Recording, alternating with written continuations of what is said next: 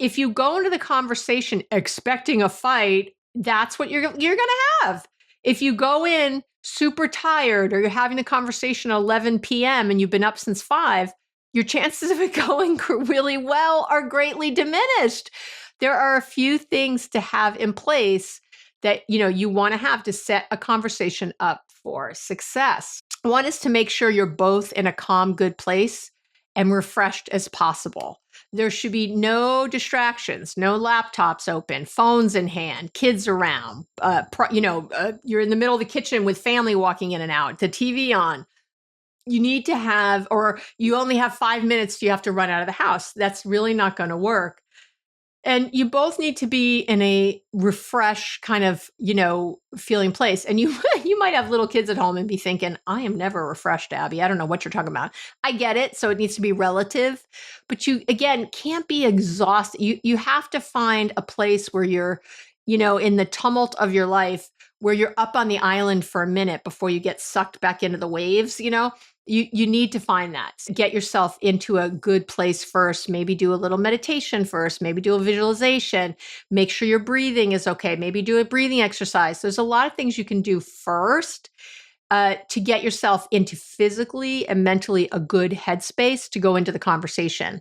And you want to try, you can't read your partner's mind or your sister's mind or your mom's mind, but if at least you're in a good place, that's great. And if you notice they're in a terrible place, I've started to have conversations with people and I'm all ready and I'm in a great place and I notice they're not and I abort. I'm like, not the time. I'm going to have to come back to this. I also want you to set intention first. It might be, hey, I want to chat with you about something. And, I'm actually really excited to have this conversation with you.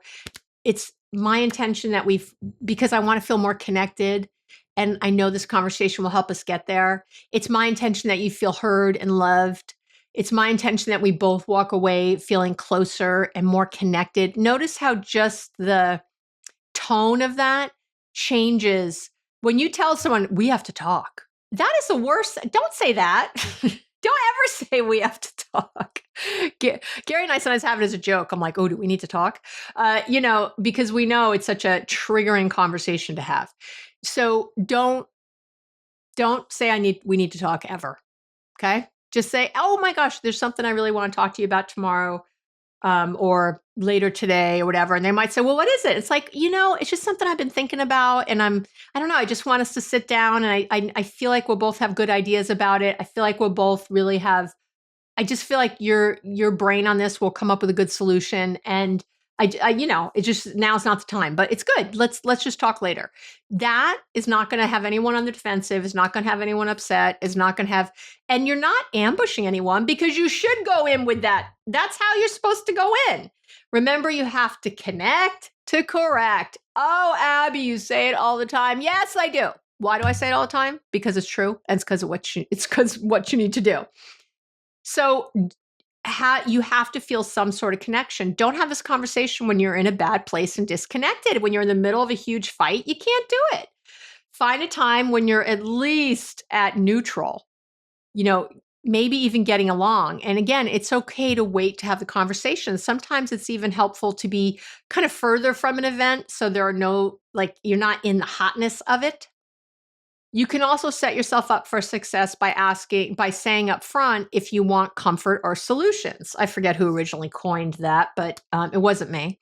But I use this a lot. I have my clients use this a lot. It's such a great way to get someone, again, it's like setting intention, like, hey, I'm excited to have this conversation. I'm letting you know right now, I don't want solutions. There's something I want to talk to you about. I want to try to figure out with you. I mostly want us to just have comfort in each other. I want you to feel heard. I want to feel heard. That's kind of where I'm at right now. And then we can go to solutions. It's wonderful to let the other person know that, what your goal is and having the conversation so they can more easily get into the right mindset, right?